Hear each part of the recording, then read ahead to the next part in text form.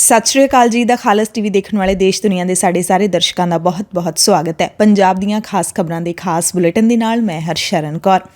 ਅੱਜ 12 ਦਸੰਬਰ ਹੈ, ਦਿਨ ਐਤਵਾਰ ਹੈ। ਅੱਜ ਦੇ ਦਿਨ ਦੀਆਂ ਸਾਰੀਆਂ ਵੱਡੀਆਂ ਤੇ ਖਾਸ ਖਬਰਾਂ ਤੁਹਾਨੂੰ ਦੱਸਦੇ ਹਾਂ। ਜਿੱਤ ਤੋਂ ਬਾਅਦ ਕਿਸਾਨ ਆਪਣੇ ਘਰਾਂ ਨੂੰ ਪਰਤਣੇ ਸ਼ੁਰੂ ਹੋ ਗਏ ਨੇ। ਸ਼ਨੀਚਰਵਾਰ ਨੂੰ ਸਿੰਘੂ ਤੇ ਟਿੱਕਰੀ ਬਾਰਡਰ ਤੋਂ ਵੱਡੀ ਗਿਣਤੀ ਵਿੱਚ ਕਿਸਾਨਾਂ ਨੇ ਦਿੱਲੀ, ਹਰਿਆਣਾ ਤੇ ਜਿੱਥੋਂ ਦੇ ਵੀ ਰਹਿਣ ਵਾਲੇ ਨੇ ਉੱਥੇ ਚਾਲੇ ਪਾ ਦਿੱਤੇ ਤੇ ਇਹ ਵਾਪਸੀ ਯੋਧਿਆਂ ਦੀ ਵਾਪਸੀ ਹੈ। ਯੋਧੇ ਰਣ ਜਿੱਤ ਕੇ ਪਰਤੇ ਨੇ। ਜਿਹੜੀ ਜੰਗ ਉਹਨਾਂ ਨੇ ਜਿੱਤੀ ਹੈ ਉਹ ਕੋਈ ਆਮ ਜੰਗ ਨਹੀਂ ਸੀ। ਇਹ ਜੰਗ ਸੱਤਾ ਤੇ ਧਨ ਦੀ ਸਲਤਨਤ ਦੇ ਖਿਲਾਫ ਸੀ। ਕਾਰਪੋਰੇਟੀ ਤਾਕਤ, ਦਾਬੇ, ਲਾਲਚ, ਫਿਰਕਾ ਪ੍ਰਸਤੀ, ਵੰਡ ਪਾਊ ਸਿਆਸਤ ਅਤੇ ਲੋਕ ਵਿਰੋਧੀ ਸ਼ਕਤੀਆਂ ਦੇ ਖਿਲਾਫ ਸੀ। ਉਹਨਾਂ ਤਾਕਤਾਂ ਦੇ ਖਿਲਾਫ ਸੀ ਜਿਨ੍ਹਾਂ ਕੋਲੇ ਪੁਲਿਸ, ਸੁਰੱਖਿਆ ਦਲ, ਕਾਨੂੰਨੀ ਦਾਅ ਪੇਚ, ਸਰਕਾਰ ਪ੍ਰਸਤ ਵਿਦਵਾਨਾਂ ਦੀਆਂ ਫੌਜਾਂ, ਮੀਡੀਆ ਦਾ ਇੱਕ ਵੱਡਾ ਹਿੱਸਾ ਜਿਸ ਨੂੰ ਗੋਦੀ ਮੀਡੀਆ ਕਿਹਾ ਜਾਂਦਾ ਹੈ ਤੇ ਹੋਰ ਪ੍ਰਚਾਰ ਦੇ ਅਣਗਿਣਤ ਵਸੀਲੇ ਸਨ ਅਤੇ ਹੁਣ ਵੀ ਹਨ। ਪਰ ਇਹਨਾਂ ਸਾਰੀਆਂ ਤਾਕਤਾਂ ਦੇ ਖਿਲਾਫ ਕਿਸਾਨ ਜਾਨਾਂ ਹੂਲ ਕੇ ਲੜੇ, ਸਬਰ, ਸਿਦਕ ਤੇ ਦ੍ਰਿੜਤਾ ਦੇ ਨਾਲ ਲੜੇ ਤੇ ਕਿਸਾਨ ਅੰਦੋਲਨ ਨੇ ਸੱਤਾਮਈ ਤਾਕਤਾਂ ਦੇ ਹੰਕਾਰ, ਗਰੂਰ ਤੇ ਘਮੰਡ ਨਾਲ ਆਡਾ ਲਾਇਆ ਸੀ। ਕਿਉਂਕਿ ਇੱਕ ਪਾਸੇ ਸਰਕਾਰਾਂ ਦੀ ਅਸੰਵੇਦਨਸ਼ੀਲਤਾ ਸੀ, ਸਰਕਾਰਾਂ ਦੀ ਹਉਮੈ ਸੀ, ਦੂਜੇ ਪਾਸੇ ਕਿਸਾਨਾਂ ਦਾ ਸਿਦਕ, ਸਿਰੜ ਤੇ ਦੁੱਖ ਸਹਿਣ ਦੀ ਸਮਰੱਥਾ ਸੀ। ਕਹਿ ਸਕਦੇ ਹਾਂ ਇੱਕ ਪਾਸੇ ਸੱਤਾ ਦੀ ਤਾਕਤ ਸੀ, ਦੂਜੇ ਪਾਸੇ ਲੋਕਾਂ ਦੀ ਸ਼ਕਤੀ ਸੀ ਤੇ ਇਸ ਅੰਦੋਲਨ ਦੇ ਵਿੱਚ ਹਰ ਪੰਜਾਬੀ ਨੇ ਕਿਸੇ ਨਾ ਕਿਸੇ ਰੂਪ 'ਚ ਹਿੱਸਾ ਲਿਆ। ਹਰੇਕ ਪੰਜਾਬੀ ਨੇ ਮਹਿਸੂਸ ਕੀਤਾ ਕਿ ਇਹ ਲੜਾਈ ਪੰਜਾਬ ਦੀ ਹੋਂਦ ਦੀ ਲੜਾਈ ਹੈ ਤੇ ਵੱਡੀ ਲੜਾਈ ਜਿੱਤ ਕੇ ਘਰਾਂ ਨੂੰ ਪਰਤਣ ਵਾਲੇ ਯੋਧਿਆਂ ਦਾ ਵੱਡਾ ਸਵਾਗਤ ਵੀ ਕੀਤਾ ਜਾ ਰਿਹਾ ਹੈ, ਜਿਹੜਾ ਕਿ ਬਣਦਾ ਵੀ ਸੀ। ਲੋਕਾਂ ਨੇ ਉਹਨਾਂ ਤੇ ਫੁੱਲਾਂ ਦਾ ਮੀਂਹ ਵਰ੍ਹਾ ਦਿੱਤਾ। ਥਾਂ-ਥਾਂ ਤੇ ਲੰਗਰ ਲਾਏ ਗਏ। ਹਰਿਆਣੇ ਵਾਲਿਆਂ ਨੇ ਤਾਂ ਪੂਰੀਆਂ ਕਸਰਾਂ ਕੱਢ ਦਿੱਤੀਆਂ। ਦਿੱਲੀ ਤੋਂ ਪੰਜਾਬ ਆਉਂਦੇ ਤੇ ਹਰਿਆਣਾ ਆਉਂਦੇ ਯੋਧਿਆਂ ਦੇ ਸਵਾਗਤ ਦੇ ਲਈ ਕਰੀਬ 50 ਥਾਵਾਂ ਦੇ ਉੱਤੇ ਫੁੱਲਾਂ ਦੀ ਵਰਖਾ ਕੀਤੀ ਗਈ, ਲੰਗਰ ਲਾਏ ਗਏ। ਇੰਨਾ ਹੀ ਨਹੀਂ, ਉਹਨਾਂ ਦੀ ਉਸਤਤ ਦੇ ਵਿੱਚ ਗੀਤ ਵੀ ਗਾਏ ਗਏ। ਵਧਾਈਆਂ ਦਾ ਸਿਲਸਿਲਾ ਵੀ ਜਾਰੀ ਹੈ ਤੇ ਯੋਧਿਆਂ ਦੀ ਵਾਪਸੀ ਵੀ ਲਗਾਤਾਰ ਜਾਰੀ ਹੈ। ਕਿਸਾਨ ਲੀਡਰਾਂ ਨੇ ਵੀ ਸਾਰੇ ਦੇਸ਼ ਵਾਸੀਆਂ ਨੂੰ ਮੁਬਾਰਕਾਂ ਦਿੱਤੀਆਂ ਨੇ। ਹਰ ਉਸ ਇਨਸਾਨ ਨੂੰ ਮੁਬਾਰਕਾਂ ਦਿੱਤੀਆਂ ਨੇ ਜਿਹੜਾ ਕਿ ਕਿਸਾਨੀ ਸੰਘਰਸ਼ ਨਾਲ ਜੁੜਿਆ ਹੋਇਆ ਸੀ, ਚਾਹੇ ਉਹ ਸਰੀਰਕ ਪੱਖੋਂ ਜੁੜਿਆ ਹੋਇਆ ਸੀ ਜਾਂ ਫਿਰ ਮਾਨਸਿਕ ਪੱਖੋਂ ਜੁੜਿਆ ਹੋਇਆ ਸੀ। ਦੁਨੀਆ ਦੇ ਕਿਸੇ ਵੀ ਹਿੱਸੇ ਵਿੱਚ ਬੈਠਾ ਹਰ ਉਹ ਇਨਸਾਨ ਜਿਸ ਨੂੰ ਸਮਝ ਹੈ ਕਿ ਇਹ ਅੰਦੋਲਨ ਕਿਸ ਖਾਤਰ ਲੜਿਆ ਗਿਆ, ਉਹਨਾਂ ਸਾਰਿਆਂ ਨੂੰ ਅਸੀਂ ਵੀ ਵਧਾਈਆਂ ਦਿੰਦੇ ਹਾਂ। ਸਿੰਘੂ ਬਾਰਡਰ ਤੇ ਹਾਲੇ ਵੀ ਉਹ ਲੋਕ ਬਾਕੀ ਰਹਿ ਗਏ ਨੇ ਜਿਹੜੇ ਸਾਲ ਤੋਂ ਉੱਥੇ ਬੈਠੇ ਨੇ, ਜਿਹੜੇ ਅਹਿਮ ਸੇਵਾਵਾਂ ਦੇ ਰਹੇ ਨੇ ਤੇ ਜਿਨ੍ਹਾਂ ਦਾ ਹਾਲੇ ਵੀ ਉੱਥੇ ਰਹਿਣਾ ਜ਼ਰੂਰੀ ਸੀ ਤੇ ਉਹ ਅੱਜ ਆਪਣਾ ਸਮਾਨ ਸਮੇਟਣਗੇ। ਕਿਸਾਨ ਮਜ਼ਦੂਰ ਏਕਤਾ ਹਸਪਤਾਲ ਸਮੇਤ ਬਾਪੂ ਸੰਤੋਖ ਸਿੰਘ ਵਰਗੇ ਯੋਧੇ ਤੇ ਉਹ ਇਨਸਾਨ ਜਿਹੜੇ ਸਾਲ ਤੋਂ ਉੱਥੇ ਡਟੇ ਬੈਠੇ ਸੀ, ਉਹਨਾਂ ਨੇ ਕੁਝ ਵੱਡੀਆਂ ਜ਼ਿੰਮੇਦਾਰੀਆਂ ਵੀ ਸਾਂਭੀਆਂ ਸੀ। ਸੋ ਜ਼ਿੰਮੇਦਾਰੀਆਂ ਸਮੇਟ ਕੇ ਕੱਲ੍ਹ ਨੂੰ ਉੱਥੋਂ ਚਾਲੇ ਪਾਉਣਗੇ ਤਾਂ ਖਾਲਸ ਟੀਵੀ ਤੇ ਅਸੀਂ ਉਹਨਾਂ ਤਸਵੀਰਾਂ ਨੂੰ, ਇਤਿਹਾਸਿਕ ਤਸਵੀਰਾਂ ਨੂੰ ਲਾਈਵ ਦਿਖਾਵਾਂਗੇ। ਇਸੇ ਤਰ੍ਹਾਂ ਕਿਸਾਨ ਮਜ਼ਦੂਰ ਸੰਘਰਸ਼ ਕਮੇਟੀ ਦੀ ਸਟੇਜ ਜਿਹੜੀ ਸਿੰਘੂ ਬਾਰਡਰ ਤੇ ਲੱਗੀ ਹੋਈ ਸੀ ਉਹ ਵੀ ਅੱਜ ਸਮੇਟਣੀ ਸ਼ੁਰੂ ਹੋ ਜਾਏਗੀ। ਲਗਾਤਾਰ ਉੱਥੇ ਸਨਮਾਨਿਤ ਕੀਤਾ ਜਾ ਰਿਹਾ ਸੀ। ਮੋਰਚਾ ਜਿੱਤਣ ਤੋਂ ਬਾਅਦ ਤੋਂ ਲੈ ਕੇ ਹੁਣ ਤੱਕ ਲਗਾਤਾਰ ਉਹਨਾਂ ਲੋਕਾਂ ਨੂੰ ਸਟੇਜ ਤੇ ਥਾਂ ਵੀ ਦਿੱਤੀ ਜਾ ਰਹੀ ਸੀ ਜਿਹੜੇ ਇਸ ਸੰਘਰਸ਼ ਦੇ ਵਿੱਚ ਅਹਿਮ ਯੋਗਦਾਨ ਰੱਖਦੇ ਨੇ ਸੀ। ਉਹ ਲੋਕ ਵੀ ਜਿਹੜੇ ਆਪਣੀਆਂ ਭਾਵਨਾਵਾਂ ਉਜਾਗਰ ਕਰਨਾ ਚਾਹੁੰਦੇ ਸੀ ਸਟੇਜ ਤੇ, ਉਹਨਾਂ ਨੂੰ ਸੱਦਾ ਦਿੱਤਾ ਗਿਆ ਤੇ ਸਨਮਾਨਿਤ ਵੀ ਕੀਤਾ ਗਿਆ। ਕਿਸਾਨ ਮਜ਼ਦੂਰ ਸੰਘਰਸ਼ ਕਮੇਟੀ ਦੀ ਅਗਵਾਈ ਦੇ ਵਿੱਚ ਮਾਝੇ ਦੇ ਮਝੈਲ ਦਿੱਲੀ ਫਤਿਹ ਮਾਰਚ ਦੀ ਸ਼ਕਲ ਦੇ ਵਿੱਚ ਪੰਜਾਬ ਪਹੁੰਚਣਗੇ। ਕੱਲ੍ਹ ਨੂੰ ਕਿਵੇਂ ਜਿਹੜਾ ਉਲੀਕਿਆ ਗਿਆ ਰੂਟ ਉਹ ਅਸੀਂ ਤੁਹਾਨੂੰ ਦੱਸ ਦਿੰਦੇ ਹਾਂ। ਕੱਲ੍ਹ ਸਵੇਰੇ ਫਤਿਹ ਮਾਰਚ ਸ਼ੁਰੂ ਹੋਏਗਾ ਸਿੰਘੂ ਬਾਰਡਰ ਤੋਂ। ਗੁਰਦੁਆਰਾ ਸ਼੍ਰੀ ਬੰਗਲਾ ਸਾਹਿਬ ਵਿਖੇ ਨਤਮਸਤਕ ਹੋ ਕੇ ਗੁਰੂ ਦਾ ਸ਼ੁਕਰਾਨਾ ਕਰੇਗਾ। ਫਿਰ ਗੁਰਦੁਆਰਾ ਸੀਸਗੰਜ ਸਾਹਿਬ ਨਤਮਸਤਕ ਹੋਵੇਗਾ। ਉਸ ਤੋਂ ਬਾਅਦ ਗੋਲਡਨ ਹੱਟ ਪਹੁੰਚੇਗਾ ਰਾਮ ਸਿੰਘ ਰਾਣਾ ਦੇ ਢਾਬੇ ਤੇ। ਫਿਰ Panipat toll plaza, Gharaunda toll plaza, Karnal, ਫਿਰ ਕੁਰੂਕਸ਼ੇਤਰ, ਸ਼ਾਹਬਾਦ, ਮਾਰਕੰਡਾ, ਅੰਬਾਲਾ ਦੇ ਸ਼ੰਭੂ ਬੈਰੀਅਰ ਤੇ ਪਹੁੰਚੇਗਾ ਤੇ ਫਤਿਹ ਮਾਰਚ ਕੱਲ੍ਹ ਰਾਤ ਨੂੰ ਸ਼੍ਰੀ ਫਤਿਹਗੜ੍ਹ ਸਾਹਿਬ ਗੁਰਦੁਆਰਾ ਸ਼੍ਰੀ ਜੋਤੀ ਸਰੂਪ ਵਿਖੇ ਨਤਮਸਤਕ ਹੋਏਗਾ ਤੇ ਰਾਤ ਦਾ ਪੜਾਅ ਗੁਰਦੁਆਰਾ ਜੋਤੀ ਸਰੂਪ ਵਿਖੇ ਹੋਏਗਾ। ਉਸ ਤੋਂ ਬਾਅਦ ਪਰਸੋਂ ਨੂੰ 14 ਦਸੰਬਰ ਨੂੰ ਚੱਲ ਕੇ ਫਤਿਹਗੜ੍ਹ ਸਾਹਿਬ ਤੋਂ ਦੁਰਾਹਾ, ਲੁਧਿਆਣਾ, ਫਗਵਾੜਾ, ਜਲੰਧਰ PAP, ਸੁਭਾਨਪੁਰ, ਢਿਲਵਾਂ, ਬਿਆਸ ਪੁਲ, ਰਈਆ ਮੋੜ, ਰਈਆ ਨਹਿਰ, ਨਿਰੰਜਨਪੁਰਾ ਪਿੰਡ, ਖਲਚੀਆਂ, ਮੁੱਛਲ ਮੋੜ, ਟਾਂਗਰਾ, ਮੱਲੀਆਂ, GT ਰੋਡ, ਗੁਨੋਵਾਲ, ਜੰਡਿਆਲਾ, ਗੁਰੂ ਨਵਾਂਕੋਟ, ਮੰਨਾਵਾਲਾ ਤੇ ਗੋਲਡਨ ਗੇਟ ਤੋਂ ਹੁੰਦਾ ਹੋਇਆ ਗੁਰੂ ਰਾਮਦਾਸ ਜੀ ਦੇ ਦਰ ਤੇ ਨਤਮਸਤਕ ਹੋਵੇਗਾ ਸੱਚਖੰਡ ਸ੍ਰੀ ਦਰਬਾਰ ਸਾਹਿਬ ਵਿਖੇ।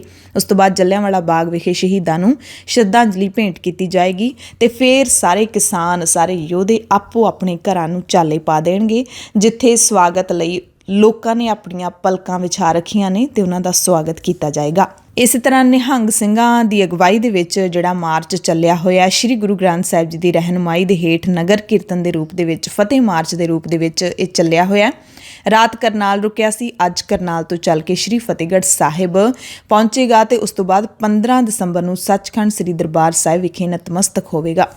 ਅਤੇ ਜਿਹੜਾ ਸੰਯੁਕਤ ਕਿਸਾਨ ਮੋਰਚੇ ਦਾ ਮਾਰਚ ਸੀ ਕੱਲ ਸਿੰਘੂ ਬਾਰਡਰ ਤੋਂ ਚੱਲਿਆ ਸੀ, ਉਹ ਰਾਤ ਸ੍ਰੀ ਫਤਿਹਗੜ੍ਹ ਸਾਹਿਬ ਪਹੁੰਚ ਗਿਆ ਸੀ ਅਤੇ ਅੱਜ ਫਤਿਹਗੜ੍ਹ ਸਾਹਿਬ ਤੋਂ ਚੱਲ ਕੇ ਆਪੋ ਆਪਣੇ ਟਿਕਾਣਿਆਂ ਤੇ ਪਹੁੰਚ ਜਾਏਗਾ ਤੇ ਕੱਲ ਨੂੰ ਸੱਚਖੰਡ ਸ੍ਰੀ ਦਰਬਾਰ ਸਾਹਿਬ ਵਿਖੇ ਨਤਮਸਤਕ ਹੋਣਗੇ ਪੰਜਾਬ ਦੀਆਂ 32 ਕਿਸਾਨ ਜਥੇਬੰਦੀਆਂ ਦੇ ਲੀਡਰ ਅਤੇ ਇੱਥੇ ਕਿਸਾਨਾਂ ਨੂੰ ਸਨਮਾਨਿਤ ਕੀਤਾ ਜਾਏਗਾ। ਸ਼੍ਰੋਮਣੀ ਗੁਰਦੁਆਰਾ ਪ੍ਰਬੰਧਕ ਕਮੇਟੀ ਦੇ ਵੱਲੋਂ ਸਨਮਾਨਿਤ ਕੀਤਾ ਜਾਏਗਾ। ਇਸੇ ਤਰ੍ਹਾਂ ਟਿੱਕਰੀ ਬਾਰਡਰ ਤੋਂ ਜਿਹੜੇ ਜਥੇ ਚੱਲੇ ਹੋਏ ਨੇ ਉਹ ਵੀ ਆਪੋ ਆਪਣੀਆਂ ਥਾਵਾਂ ਤੇ ਪਹੁੰਚਣੇ ਸ਼ੁਰੂ ਹੋ ਗਏ ਨੇ। ਉਗਰਾਹਾਂ ਜਥੇਬੰਦੀ ਨੇ ਵੀ ਚਾਲੇ ਪਾ ਦਿੱਤੇ ਸੀ ਤੇ ਗਾਜ਼ੀਪੁਰ ਬਾਰਡਰ ਤੇ ਵੀ ਕੱਲ ਸਟੇਜ ਦੀ ਸਮਾਪਤੀ ਕੀਤੀ ਗਈ। ਕਿਸਾਨ ਲੀਡਰ ਰਾਕੇਸ਼ ਟਿਕੈਤ ਇੱਥੇ ਮੋਰਚੇ ਦੀ ਅਗਵਾਈ ਕਰ ਰਹੇ ਸੀ। ਇਹਨਾਂ ਨੇ ਵੀ ਇੱਥੇ ਸਟੇਜ ਤੋਂ ਲੋਕਾਂ ਨੂੰ ਸਨਮਾਨਿਤ ਕੀਤਾ ਤੇ ਗਾਜ਼ੀਪੁਰ ਹੱਦ ਤੇ ਕੱਲ ਕਿਸਾਨਾਂ ਨੇ ਆਪਣਾ ਸਮਾਨ ਸਮੇਟਣਾ ਸ਼ੁਰੂ ਕਰ ਦਿੱਤਾ ਸੀ ਤੇ ਕੱਲ ਯੂਪੀ ਦੇ ਲਈ ਕਿਸਾਨਾਂ ਦਾ ਪਹਿਲਾ ਜਥਾ ਵੀ ਰਾਕੇਸ਼ ਟਿਕੈਤ ਨੇ ਹਰੀ ਝੰਡੀ ਦਿਖਾ ਕੇ ਰਵਾਨਾ ਕਰ ਦਿੱਤਾ ਸੀ। ਇਸੇ ਦਰਮਿਆਨ ਇੱਕ ਹਾਦਸਾ ਵੀ ਵਾਪਰਿਆ ਹੈ। ਉਦਾਸ ਕਰਨ ਵਾਲੀ ਖਬਰ ਵੀ ਹੈ ਕਿ ਦਿੱਲੀ ਮੋਰਚੇ ਤੋਂ ਮੁੜਦਿਆਂ ਹਾਦਸੇ ਦੇ ਵਿੱਚ 2 ਨੌਜਵਾਨ ਕਿਸਾਨਾਂ ਦੀ ਮੌਤ ਹੋ ਗਈ ਹੈ ਤੇ 2 ਹੋਰ ਕਿਸਾਨ ਜ਼ਖਮੀ ਹੋ ਗਏ ਨੇ। ਹਰਿਆਣਾ ਦੇ ਹਿਸਾਰ ਵਿੱਚ ਕੈਂਟਰ ਨੇ ਟਰਾਲੀ ਨੂੰ ਟੱਕਰ ਮਾਰੀ, ਜਿਸ ਕਾਰਨ ਇਹ ਹਾਦਸਾ ਵਾਪਰਿਆ ਤੇ ਜ਼ਿਲ੍ਹਾ ਮੁਕਤਸਰ ਦੇ ਅਤੇ ਇਥੋਂ ਨਾਲ ਦੇ ਪਿੰਡ ਆਸਾ ਬੁੱਟਰ ਦੇ 2 ਕਿਸਾਨਾਂ ਦੀ ਮੌਤ ਹੋ ਗਈ। ਸੋ ਮੋਰਚਾ ਫਤਿਹ ਕਰਕੇ ਪਰਤੇ ਯੋਧਿਆਂ ਦਾ ਲਗਾਤਾਰ ਸਵਾਗਤ ਹੋ ਰਿਹਾ ਹੈ। ਸ਼ੰਭੂ ਬੈਰੀਅਰ ਤੇ ਰਾਤ ਤੱਕ ਵਿਆਹ ਵਰਗਾ ਮਾਹੌਲ ਰਿਹਾ। ਇੱਥੇ ਖਾਲਸਾ ਏਡ ਦੇ ਵੱਲੋਂ ਜਹਾਜ਼ ਰਾਹੀਂ ਫੁੱਲਾਂ ਦੀ ਵਰਖਾ ਕਿਸਾਨਾਂ ਦੇ ਉੱਤੇ ਕੀਤੀ ਗਈ। ਪੰਜਾਬ ਦੇ ਵਿੱਚ 116 ਥਾਵਾਂ ਤੇ ਪੱਕੇ ਧਰਨੇ ਲਗਾਤਾਰ ਜਾਰੀ ਨੇ ਤੇ 15 ਦਸੰਬਰ ਨੂੰ ਇਹ ਧਰਨੇ ਵੀ ਸਮੇਟੇ ਜਾਣਗੇ। ਹਾਲੇ ਤੱਕ ਤਾਂ ਦਿੱਲੀ ਤੋਂ ਆਉਣ ਵਾਲੇ ਕਾਫਲਿਆਂ ਦੇ ਸਵਾਗਤ ਦੇ ਲਈ ਇਹਨਾਂ ਧਰਨਿਆਂ ਦੇ ਉੱਤੇ ਪੂਰੇ ਜਿਹੜੇ ਪ੍ਰਬੰਧ ਨੇ ਉਹ ਕੀਤੇ ਗਏ ਨੇ। ਇਹਨਾਂ ਧਰਨਿਆਂ ਦੇ ਉੱਤੇ ਵੀ ਰੌਸ਼ਨੀਆਂ ਨੇ ਜਿਹੜੀਆਂ ਉਹ ਲਾ ਦਿੱਤੀਆਂ ਗਈਆਂ ਨੇ। ਵੱਡੀ ਗਿਣਤੀ ਵਿੱਚ ਕਿਸਾਨ ਇੱਥੇ ਹੁਣ ਇਕੱਠੇ ਹੋ ਰਹੇ ਨੇ, ਲੱਡੂ ਵੰਡੇ ਜਾ ਰਹੇ ਨੇ, ਫੁੱਲਾਂ ਦੀ ਵਰਖਾ ਕੀਤੀ ਜਾ ਰਹੀ ਹੈ, ਢੋਲ ਢਮੱਕਿਆਂ ਦੇ ਨਾਲ ਕਿਸਾਨਾਂ ਦਾ ਸਵਾਗਤ ਕੀਤਾ ਜਾ ਰਿਹਾ ਹੈ। ਤੇ ਇਹਨਾਂ ਕਾਫਲਿਆਂ ਦੇ ਸਵਾਗਤ ਕਰਨ ਕਰਕੇ ਦਿੱਲੀ ਤੋਂ ਸ਼ੰਭੂ ਬੈਰੀਅਰ ਤੱਕ ਕਈ ਥਾਵਾਂ ਤੇ ਜਾਮ ਲੱਗਦੇ ਵੀ ਦੇਖੇ ਗਏ। ਕਿਸਾਨੀ ਸੰਘਰਸ਼ ਦੀ ਜਿੱਤ ਤੋਂ ਬਾਅਦ ਸ਼੍ਰੋਮਣੀ ਗੁਰਦੁਆਰਾ ਪ੍ਰਬੰਧਕ ਕਮੇਟੀ ਨੇ ਵੀ ਗੁਰਦੁਆਰਾ ਮੰਜੀ ਸਾਹਿਬ ਦੀਵਾਨ ਹਾਲ ਦੇ ਵਿੱਚ ਕੱਲ ਸ਼੍ਰੀ ਅਖੰਡ ਪਾਠ ਸਾਹਿਬ ਆਰੰਭ ਕਰ ਦਿੱਤੇ। 13 ਦਸੰਬਰ ਨੂੰ ਯਾਨੀ ਕਿ ਕੱਲ ਨੂੰ ਭੋਗ ਪੈਣਗੇ ਤੇ ਇਸੇ ਮੌਕੇ ਕਿਸਾਨ ਲੀਡਰਾਂ ਨੂੰ ਸਨਮਾਨਿਤ ਵੀ ਕੀਤਾ ਜਾਏਗਾ। ਇਹਨਾਂ ਸਾਰੀਆਂ ਤਸਵੀਰਾਂ ਦੇ ਦਰਮਿਆਨ ਇੱਕ ਬਹੁਤ ਸੋਹਣੀ ਤਸਵੀਰ ਜਿਹੜੀ ਉੱਭਰ ਕੇ ਸਾਹਮਣੇ ਆ ਰਹੀ ਸੀ। ਹਰਿਆਣਾ ਅਤੇ ਪੰਜਾਬੀਆਂ ਦੀ ਸਾਂਝ, ਜਿਹੜੀ ਦਿਲੀ ਸਾਂਝ ਪਈ ਹੈ, ਉਹਦੀਆਂ ਖੂਬਸੂਰਤ ਤਸਵੀਰਾਂ ਦੇਖਣ ਨੂੰ ਮਿਲੀਆਂ। ਹਰਿਆਣਵੀਆਂ ਦੇ ਨਾਲ ਵਿਲੱਖਣ ਸਾਂਝ ਹੈ ਜਿਹੜੀ ਉਹ ਹੁਣ ਪੈ ਗਈ ਹੈ। ਲੱਗਦਾ ਹੈ ਕਿ ਪੰਜਾਬੀਆਂ ਤੇ ਹਰਿਆਣਵੀਆਂ ਦੀ ਇਹ ਸਾਂਝ ਕਦੇ ਨਹੀਂ ਟੁੱਟਣ ਵਾਲੀ। ਤੇ ਕਿਸਾਨਾਂ ਨੇ ਹੁਣ ਐਲਾਨ ਕਰ ਦਿੱਤਾ ਹੈ ਕਿ ਦਿੱਲੀ ਤੋਂ ਬਾਅਦ ਹੁਣ ਪੰਜਾਬ ਫਤਿਹ ਕਰਾਂਗੇ। ਇਸੇ ਦਰਮਿਆਨ ਮੁੱਖ ਮੰਤਰੀ ਚਰਨਜੀਤ ਸਿੰਘ ਚੰਨੀ ਨੇ ਵੀ 17 ਦਸੰਬਰ ਨੂੰ ਬੈਠਕ ਸੱਦ ਲਈ ਹੈ। 32 ਕਿਸਾਨ ਜਥੇਬੰਦੀਆਂ ਦੇ ਲੀਡਰਾਂ ਨੂੰ ਸੱਦਾ ਦਿੱਤਾ ਗਿਆ ਤੇ ਕਿਸਾਨਾਂ ਦੀ ਪੂਰਨ ਕਰਜ਼ਾ ਮੁਕਤੀ ਦਾ ਮੁੱਦਾ ਚੁੱਕਣ ਦਾ ਐਲਾਨ ਕਿਸਾਨਾਂ ਦੇ ਵੱਲੋਂ ਕਰ ਦਿੱਤਾ ਗਿਆ ਹੈ। ਸੋ ਦੇਖਦੇ ਹਾਂ ਕਿ 17 ਦਸੰਬਰ ਦੀ ਬੈਠਕ ਦੇ ਵਿੱਚ ਕੀ ਕੁਝ ਹੋਊਗਾ। ਇਸੇ ਤਰ੍ਹਾਂ ਪੰਜਾਬ ਦੇ ਵਿੱਚ ਪੇਂਡੂ ਤੇ ਖੇਤ ਮਜ਼ਦੂਰ ਜਥੇਬੰਦੀਆਂ ਦੇ ਸਾਂਝੇ ਮੋਰਚੇ ਦੇ ਵੱਲੋਂ ਪੰਜਾਬ 'ਚ ਰੇਲਾਂ ਦਾ ਚੱਕਾ ਜਾਮ ਕਰਨ ਦਾ ਐਲਾਨ ਕੀਤਾ ਗਿਆ ਹੈ। ਪੂਰੇ ਪੰਜਾਬ ਦੇ ਵਿੱਚ ਅੱਜ ਦੁਪਹਿਰ 12 ਵਜੇ ਤੋਂ ਸ਼ਾਮ 4 ਵਜੇ ਤੱਕ ਰੇਲਾਂ ਦਾ ਚੱਕਾ ਜਾਮ ਕੀਤਾ ਜਾਏਗਾ। ਇਹਨਾਂ ਦੱਸਿਆ ਕਿ ਮੁੱਖ ਮੰਤਰੀ ਚਰਨਜੀਤ ਸਿੰਘ ਚੰਨੀ ਦੀ ਵਾਅਦਾ ਖਿਲਾਫੀ ਕਰਕੇ ਪੂਰੇ ਪੰਜਾਬ ਦੇ ਮਜ਼ਦੂਰਾਂ ਦੇ ਵਿੱਚ ਭਾਰੀ ਰੋਸ ਹੈ। ਦੋਸ਼ ਲਾਇਆ ਕਿ ਕਾਂਗਰਸ ਨੇ ਆਪਣੀ 4.5 ਸਾਲ ਦੀਆਂ ਨਾਕਾਮੀਆਂ ਤੇ ਪਰਦਾ ਪਾਉਣ ਦੇ ਲਈ ਭਾਵੇਂ ਸੀਐਮ ਦਾ ਚਿਹਰਾ ਬਦਲ ਦਿੱਤਾ, ਪਰ ਸਰਕਾਰ ਦੀਆਂ ਮਜ਼ਦੂਰ ਤੇ ਲੋਕ ਵਿਰੋਧੀ ਨੀਤੀਆਂ ਨਹੀਂ ਬਦਲੀਆਂ। ਮੁੱਖ ਮੰਤਰੀ ਨੇ ਪਲਾਟ ਅਲਾਟ, ਬਿਜਲੀ ਬਕਾਏ ਮਾਫ ਕਰਨ ਤੇ ਪ੍ਰਵਾਨ ਕੀਤੀਆਂ ਮੰਗਾਂ ਲਾਗੂ ਕਰਨ ਤੋਂ ਟਾਲਾ ਵੱਟ ਲਿਆ। ਇਸ ਕਰਕੇ ਮਜ਼ਦੂਰ ਜਥੇਬੰਦੀਆਂ ਨੇ ਜਿਹੜੀਆਂ ਉਹ ਇਹ ਸੰਘਰਸ਼ ਦਾ ਐਲਾਨ ਕਰ ਰਹੀਆਂ ਨੇ। ਅੱਜ ਪੰਜਾਬ ਸਰਕਾਰ ਨੇ ਨਸ਼ਿਆਂ ਵਿਰੁੱਧ ਕਾਰਵਾਈ ਨੂੰ ਲੈ ਕੇ ਇੱਕ ਮੀਟਿੰਗ ਰੱਖੀ ਸੀ। ਬੜੀ ਇੰਪੋਰਟੈਂਟ, ਬੜੀ ਅਹਿਮ ਮੀਟਿੰਗ ਸੀ, ਪਰ ਇਸ ਮੀਟਿੰਗ ਤੋਂ ਪਹਿਲਾਂ ਅਚਾਨਕ ਵਧੀਕ ਡੀਜੀਪੀ ਅਸਥਾਨਾ ਛੁੱਟੀ ਤੇ ਚਲੇ ਗਏ ਨੇ। ਪੰਜਾਬ ਦੇ ਵਧੀਕ DGP bureau of investigation SK Asthana ਨੇ ਆਪਣੀ ਸਿਹਤ ਨਾਸਾਜ਼ ਹੋਣ ਦੀ ਗੱਲ ਕਰਦਿਆਂ ਮੀਟਿੰਗ ਵਿੱਚ ਸ਼ਾਮਿਲ ਹੋਣ ਤੋਂ ਟਾਲਾ ਵੱਟ ਲਿਆ। ਹਾਲਾਂਕਿ ਜਿਹੜੇ ਡਿਪਟੀ CM ਸੁਖਜਿੰਦਰ ਸਿੰਘ ਰੰਧਾਵਾ ਨੇ ਕਿਹਾ ਹੈ ਕਿ ਵਧੀਕ DGP ਦੇ ਛੁੱਟੀ ਤੇ ਜਾਣ ਦਾ ਕੋਈ ਅਸਰ ਨਹੀਂ ਹੈ। ਨਸ਼ਿਆਂ ਵਿਰੁੱਧ ਕਾਰਵਾਈ ਲਈ ਹੋਣ ਵਾਲੀ ਮੀਟਿੰਗ ਤੋਂ ਪਹਿਲਾਂ ਅਸਥਾਨਾਂ ਦੀ ਗੈਰ ਮੌਜੂਦਗੀ ਹੈ ਜਿਹੜੀ ਉਹਦੇ ਨਾਲ ਕੋਈ ਫਰਕ ਨਹੀਂ ਪਵੇਗਾ, ਪਰ ਜ਼ਾਹਿਰ ਤੌਰ ਤੇ ਫਰਕ ਪਵੇਗਾ ਕਿਉਂਕਿ ਅਸਥਾਨਾਂ ਦੀ ਨਿਯੁਕਤੀ ਕੁਝ ਦਿਨ ਪਹਿਲਾਂ ਹੀ ਇਸ ਅਹੁਦੇ ਤੇ ਕੀਤੀ ਗਈ ਸੀ ਤੇ ਪਿਛਲੇ 2 ਹਫ਼ਤਿਆਂ ਤੋਂ ਨਸ਼ਿਆਂ ਦੇ ਮਾਮਲੇ ਤੇ ਕਾਰਵਾਈ ਕਰਨ ਸੰਬੰਧੀ ਲਗਾਤਾਰ ਬੈਠਕਾਂ ਕੀਤੀਆਂ ਜਾ ਰਹੀਆਂ ਸੀ ਤੇ ਇਹਨਾਂ ਬੈਠਕਾਂ ਦੇ ਵਿੱਚ ਅਸਥਾਨਾਂ ਲਗਾਤਾਰ ਸ਼ਾਮਲ ਹੁੰਦੇ ਰਹੇ ਨੇ। ਤੇ ਇੱਕ ਹੋਰ ਅਹਿਮ ਖਬਰ ਤੁਹਾਨੂੰ ਦੱਸ ਦਿੰਦੇ ਹਾਂ ਕਿ ਕੇਂਦਰ ਸਰਕਾਰ ਦੇ ਵੱਲੋਂ BSF ਦਾ ਅਧਿਕਾਰ ਖੇਤਰ ਜਿਹੜਾ ਪੰਜਾਬ ਦੇ ਵਿੱਚ ਵਧਾਇਆ ਗਿਆ ਹੈ, ਉਸ ਦੇ ਖਿਲਾਫ ਪੰਜਾਬ ਸਰਕਾਰ ਸੁਪਰੀਮ ਕੋਰਟ ਪਹੁੰਚ ਗਈ ਹੈ।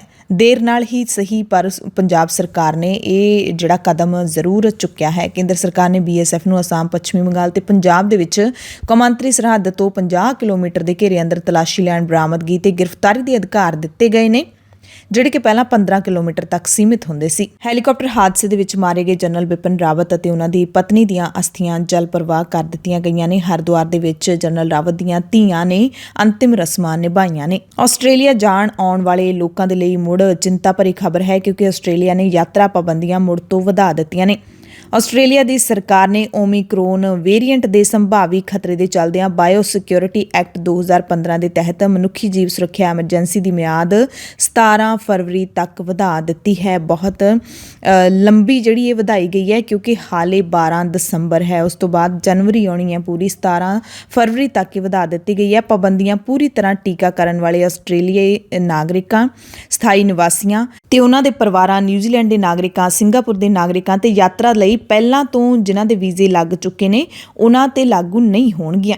ਗੈਰ ਟੀਕਾਕਰਨ ਵਾਲੇ ਆਸਟ੍ਰੇਲੀਅਨ ਯਾਨੀ ਕਿ ਜਿਨ੍ਹਾਂ ਦੇ ਟੀਕਾ ਨਹੀਂ ਲੱਗਿਆ ਉਹਨਾਂ ਦੇ ਲਈ ਬਾਹਰੀ ਕੌਮਾਂਤਰੀ ਯਾਤਰਾ ਤੇ ਪਾਬੰਦੀਆਂ ਨੇ ਜਿਹੜੀਆਂ ਉਹ ਜਾਰੀ ਰਹਿਣਗੀਆਂ। ਉਧਰ ਅਮਰੀਕਾ ਨੇ ਵੀ ਚੀਨ ਸਣੇ 4 ਮੁਲਕਾਂ ਤੇ ਪਾਬੰਦੀਆਂ ਲਾ ਦਿੱਤੀਆਂ ਨੇ। ਅਮਰੀਕਾ ਨੇ ਚੀਨ, ਮਿਆਂਮਾਰ, ਉੱਤਰੀ ਕੋਰੀਆ ਤੇ ਬੰਗਲਾਦੇਸ਼ ਨਾਲ ਜੁੜੇ ਦਰਜਨਾਂ ਲੋਕਾਂ ਅਤੇ ਇਕਾਈਆਂ ਦੇ ਉੱਤੇ ਮਨੁੱਖੀ ਹੱਕਾਂ ਨਾਲ ਜੁੜੀਆਂ ਪਾਬੰਦੀਆਂ ਲਾ ਦਿੱਤੀਆਂ ਨੇ। ਚੀਨ ਦੀ ਆਰਟੀਫੀਸ਼ੀਅਲ ਇੰਟੈਲੀਜੈਂਸ ਕੰਪਨੀ ਸੈਂਸਟਾਈਮ ਗਰੁੱਪ ਨੂੰ ਨਿਵੇਸ਼ ਦੇ ਮਾਮਲੇ ਵਿੱਚ ਕਾਲੀ ਸੂਚੀ ਵਿੱਚ ਪਾ ਦਿੱਤਾ ਗਿਆ। ਕੈਨੇਡਾ ਤੇ UK ਨੇ ਵੀ ਅਮਰੀਕਾ ਦੇ ਨਾਲ ਰਲ ਕੇ ਪਾਬੰਦੀਆਂ ਲਾਈਆਂ ਨੇ।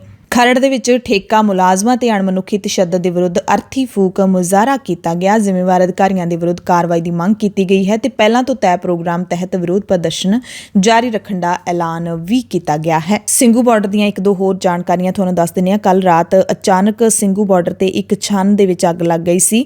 ਇਹ ਛੰਨ ਮੋਹਾਲੀ ਦੇ ਬੈਸਟੈਕ ਮੋਰਚਾ ਦੇ ਜਿਹੜੇ ਲੋਕ ਹੈਗੇ ਨੇ ਉਹਨਾਂ ਦੇ ਵੱਲੋਂ ਇੱਥੇ ਉਸਾਰੀ ਗਈ ਸੀ। ਜਤਿੰਦਰ ਸਿੰਘ ਨਾਮ ਦਾ ਜਿਹੜਾ ਨੌਜਵਾਨ ਹੈ ਉਹ ਇੱਥੇ ਲਗਾਤਾਰ 1 ਸਾਲ ਤੋਂ ਰਹਿ ਰਿਹਾ ਹੈ।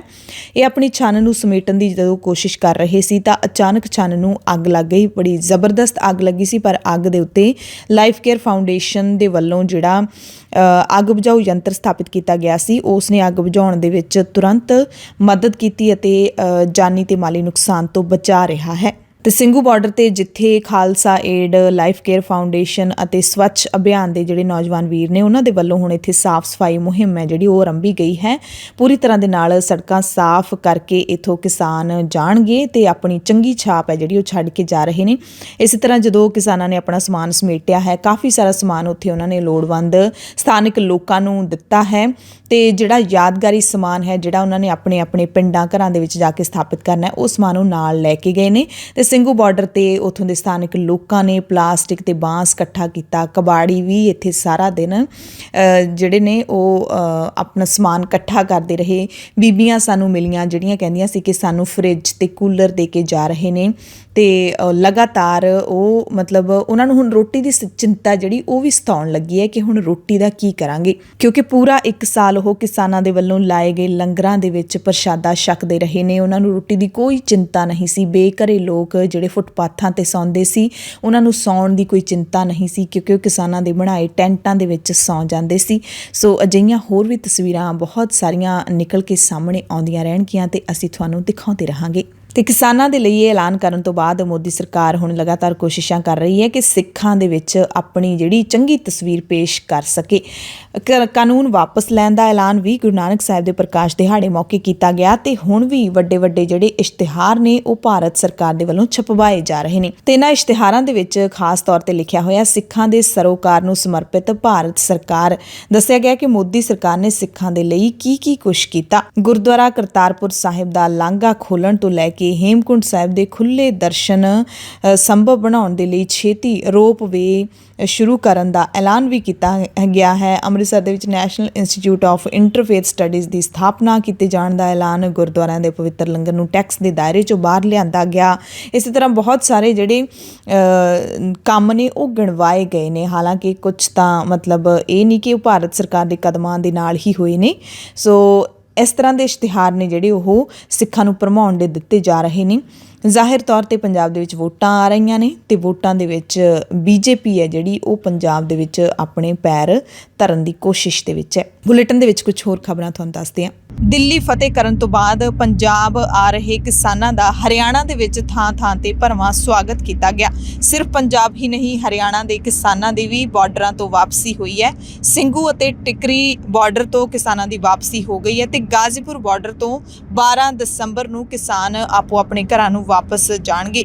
ਇਸੇ ਤਰ੍ਹਾਂ ਕਿਸਾਨ ਮਜ਼ਦੂਰ ਸੰਘਰਸ਼ ਕਮੇਟੀ ਦੀ ਜਿਹੜੀ ਸਟੇਜ ਲੱਗੀ ਹੋਈ ਹੈ ਉਹ ਵੀ 13 ਦਸੰਬਰ ਨੂੰ ਆਪਣੀ ਵਾਪਸੀ ਕਰਨਗੇ। ਗਾਜ਼ੀਪੁਰ ਅਤੇ ਸਿੰਘੂ ਬਾਰਡਰ ਤੇ ਕਿਸਾਨ ਮਜ਼ਦੂਰ ਸੰਘਰਸ਼ ਕਮੇਟੀ ਦੀ ਜਿਹੜੀ ਸਟੇਜ ਹੈ ਉਹ ਲਗਾਤਾਰ ਚੱਲ ਰਹੀ ਹੈ। ਦੋਵਾਂ ਸਟੇਜਾਂ ਤੇ ਜਿਹੜੇ ਲੋਕਾਂ ਨੇ, ਜਿਹੜੇ ਕਿਸਾਨਾਂ ਨੇ ਜਾਂ ਫਿਰ ਕਿਸਾਨਾਂ ਦੇ ਹਮਾਇਤੀਆਂ ਨੇ ਸੰਘਰਸ਼ੀ ਕਿਸਾਨਾਂ ਦੀ ਹਰ ਹੀਲੇ ਦੇ ਨਾਲ ਮਦਦ ਕੀਤੀ, ਉਹਨਾਂ ਦਾ ਖਿਆਲ ਰੱਖਿਆ, ਉਹਨਾਂ ਨੂੰ ਸਨਮਾਨਿਤ ਕੀਤਾ ਜਾ ਰਿਹਾ ਹੈ। ਕਿਸਾਨਾਂ ਦਾ ਕਾਫਲਾ ਫਤਿਹ ਮਾਰਚ ਦੇ ਰੂਪ ਵਿੱਚ ਨਿਕਲਿਆ। ਹਰਿਆਣੇ ਦੇ ਵਿੱਚ ਥਾਂ-ਥਾਂ ਤੇ ਕਿਸਾਨਾਂ ਦਾ ਭਰਵਾਂ ਸਵਾਗਤ ਕੀਤਾ ਗਿਆ ਤੇ ਜਦੋਂ ਪੰਜਾਬ ਦੇ ਵਿੱਚ ਕਿਸਾਨ ਪਹੁੰਚੇ ਤਾਂ ਪਿੰਡਾਂ ਦੇ ਵਿੱਚ ਤਾਂ ਵੱਖਰਾ ਸਵਾਗਤ ਹੋਇਆ ਹੀ, ਨਾਲ ਹੀ ਸ਼ੰਭੂ ਬਾਰਡਰ ਤੇ ਹੋਰ ਜਿਹੜੀਆਂ ਧਰਨੇ ਵਾਲੀਆਂ ਥਾਵਾਂ ਸੀ ਜਾਂ ਜਿੰਨੇ ਟੋਲ ਪਲਾਜ਼ਿਆਂ ਦੇ ਉੱਤੇ ਧਰਨੇ ਲੱਗੇ ਹੋਏ ਨੇ ਜਾਂ ਫਿਰ ਅੰਬਾਨੀਆਂ ਅਡਾਨੀਆਂ ਦੇ ਕਾਰੋਬਾਰ ਦੇ ਮੂਹਰੇ ਧਰਨੇ ਲੱਗੇ ਹੋਏ ਨੇ, ਹਰ ਥਾਂ ਤੇ ਕਿਸਾਨਾਂ ਦਾ ਸਵਾਗਤ ਕੀਤਾ ਜਾ ਰਿਹਾ ਹੈ। ਪੈਸੇ ਵਾਰਨ ਤੋਂ ਲੈ ਕੇ ਫੁੱਲਾਂ ਦੀ ਵਰਖਾ ਤੱਕ ਕੀਤੀ ਹੀ ਗਈ ਤੇ ਖਾਲਸਾ ਏਡ ਨੇ ਤਾਂ ਉਦੋਂ ਕਮਾਲ ਕਰ ਦਿੱਤੀ ਜਦੋਂ ਕਿਸਾਨਾਂ ਦੇ ਕਾਫਲੇ ਦੇ ਸ਼ੰਭੂ ਪਹੁੰਚਦਿਆਂ ਹੀ ਹੈਲੀਕਾਪਟਰ ਰਾਹੀਂ ਫੁੱਲ ਵਰਸਾ ਕੇ ਜੀ ਆਇਆਂ ਕਿਹਾ ਗਿਆ।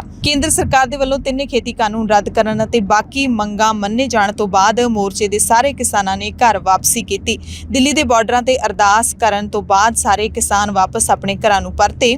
ਨਿਹੰਗ ਸਿੰਘਾਂ ਦੇ ਵੱਲੋਂ ਸ੍ਰੀ ਗੁਰੂ ਗ੍ਰੰਥ ਸਾਹਿਬ ਜੀ ਦੀ ਰਹਿਨੁਮਾਈ ਦੇ ਵਿੱਚ ਕਾਫਲਾ ਵਾਪਸੀ ਲਈ ਰਵਾਨਾ ਹੋਇਆ। ਨਿਹੰਗ ਸਿੰਘਾਂ ਦਾ ਇਹ ਕਾਫਲਾ 15 ਦਸੰਬਰ ਨੂੰ ਸੱਚਖੰਡ ਸ੍ਰੀ ਦਰਬਾਰ ਸਾਹਿਬ ਵਿਖੇ ਜਾ ਕੇ ਸਮਾਪਤ ਹੋਏਗਾ। ਹਰ ਰਾਤ ਇਹਨਾਂ ਦਾ ਵੱਖ-ਵੱਖ ਥਾਵਾਂ ਤੇ ਪੜਾਅ ਹੋਵੇਗਾ। ਹਰਿਆਣਾ ਦੇ ਕਿਸਾਨ ਲੀਡਰ ਅਭਿਮਨਿਊ ਕੁਹਾੜ ਨੇ ਹਰ ਕਿਸਾਨ ਅਤੇ ਉਹਨਾਂ ਦੇ ਹਰ ਵਾਹਨ ਤੇ ਗੇਂਦੇ ਦੇ ਫੁੱਲਾਂ ਦੀ ਵਰਖਾ ਕੀਤੀ। ਸਭ ਤੋਂ ਪਹਿਲਾ ਜਿਹੜਾ ਪੜਾਅ ਹੈ ਉਹ ਇਹਨਾਂ ਦਾ ਹੀ ਲੱਗਿਆ ਹੋਇਆ ਸੀ। ਹਰਿਆਣਾ ਦੇ ਨੌਜਵਾਨ ਕਿਸਾਨ ਲੀਡਰ, ਪੜ੍ਹੇ ਲਿਖੇ ਕਿਸਾਨ ਲੀਡਰ ਨੇ ਜਿਹੜੇ ਕਿ ਹਰ ਸਰਕਾਰ ਦੇ ਨਾਲ ਹੋਣ ਵਾਲੀ ਮੀਟਿੰਗ ਦੇ ਵਿੱਚ ਵੀ ਸ਼ਾਮਿਲ ਹੁੰਦੇ ਰਹੇ ਨੇ। ਇਹਨਾਂ ਨੇ KMP ਤੇ ਕਿਸਾਨਾਂ ਦਾ ਸਵਾਗਤ ਕੀਤਾ, ਲੱਡੂ ਵੰਡੇ ਗਏ ਤੇ ਨਾਲ ਹੀ ਹਰ ਕਿਸਾਨ ਦੇ ਗਲ ਵਿੱਚ ਹਰੇ ਰੰਗ ਦਾ ਕਿਸਾਨੀ ਨੂੰ ਦਰਸਾਉਂਦਾ ਸਿਰੋਪਾਓ ਪਾਇਆ ਗਿਆ। आपको भी बहुत बहुत मुबारकबाद जिन्होंने ईमानदारी से हमारे सच को दिखाया। एक बहुत कई न्यूज़ चैनल, गोदी मीडिया तो हमारे खिलाफ लगी रही, आप जैसों का ही साथ रहा जो ईमानदारी से, हम ये नहीं कह रहे कि हमारे पक्ष में दिखाया, सच दिखाया और सच हमारे पक्ष में था, न्याय हमारे साथ में था, इसलिए हमारी जीत हुई है। किस तरह ਤੁਸੀਂ ਸਵਾਗਤ ਕਰ ਰਹੇ ਹੋ? ਅਸੀਂ ਦੇਖਿਆ ਹਰੇ ਰੰਗ ਦੇ ਸਿਰੋਪਾਓ ਤੁਸੀਂ ਦੇ ਰਹੇ ਹੋ, ਫੁੱਲਾਂ ਦੀ ਵਰਖਾ और फूलों के साथ कर रहे हैं। देखिए जो हमारा भाईचारा यहाँ पे बना है, एक जीत का, फतेह की खुशी भी है लेकिन साथ में बिछड़ने का एक गम भी है। तो हम फिर मिलेंगे क्योंकि कहते हैं ना जैसे फूल गठड़ियों में आए हुए हैं, तो किसानों की समस्याओं को अगर गिनने लग जाए तो एक गठड़ी बंध जाएगी। अभी तो कर्ज मुक्ति की भी बात है, अभी स्वामीनाथन रिपोर्ट को लागू कराने की भी बात है, बहुत सारी चीजें हैं। तो लड़ाई आगे जारी रहेगी। भाईचारा ये मजबूत हो गया।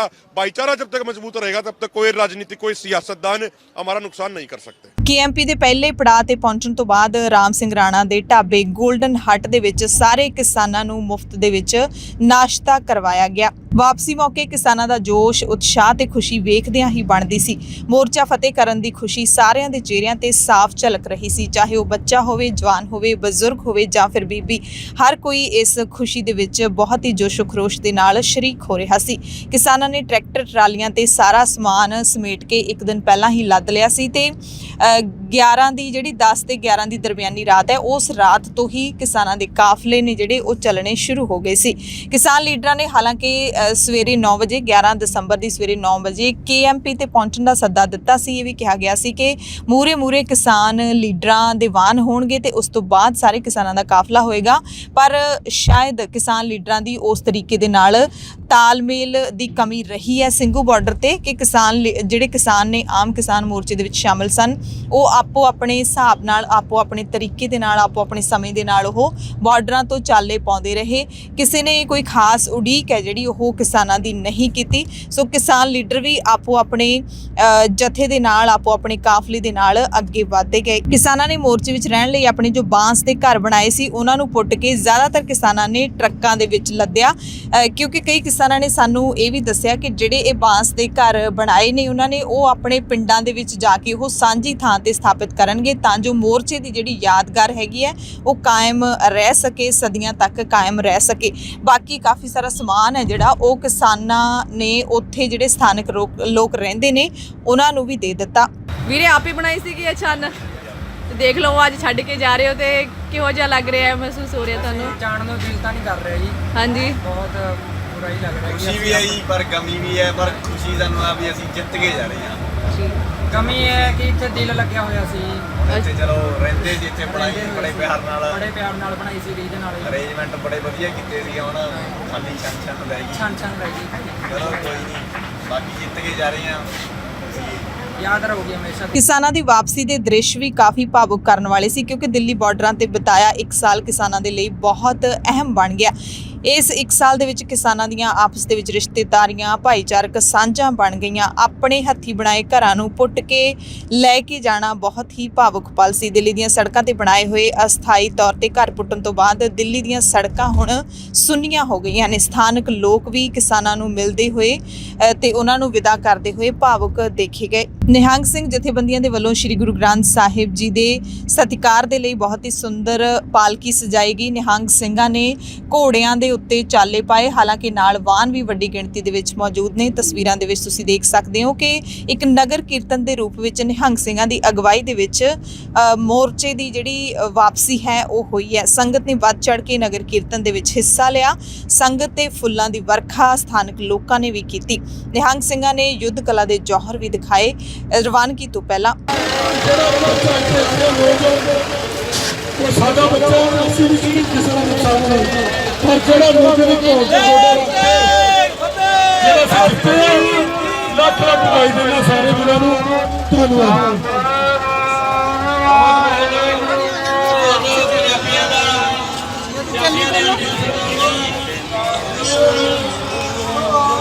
ਦਿੱਲੀ ਤੋਂ ਜਿੱਤ ਕੇ ਪਰਤੇ ਕਿਸਾਨਾਂ ਦਾ ਫਤਿਹ ਮਾਰਚ ਸ਼ਾਮ ਨੂੰ ਕਰੀਬ 4 ਵਜੇ ਤੋਂ ਬਾਅਦ ਪੰਜਾਬ ਦੇ ਵਿੱਚ ਐਂਟਰ ਹੋਇਆ ਤੇ ਇਸ ਮਾਰਚ ਦੀ ਜਾਂ ਕਹਿ ਸਕਦੇ ਹਾਂ ਕਿ ਪਹਿਲੇ ਕਾਫਲੇ ਦੀ ਅਗਵਾਈ ਕਿਸਾਨ ਲੀਡਰ ਬਲਵੀਰ ਸਿੰਘ ਰਾਜੇਵਾਲ ਕਰ ਰਹੇ ਸੀ। ਬਲਵੀਰ ਸਿੰਘ ਰਾਜੇਵਾਲ ਆਪਣੇ ਕਾਫਲੇ ਸਮੇਤ ਸ਼ੰਭੂ ਬਾਰਡਰ ਤੇ ਪਹੁੰਚੇ। ਇੱਥੇ ਵੀ ਜ਼ੋਰਦਾਰ ਸਵਾਗਤ ਕੀਤਾ ਗਿਆ।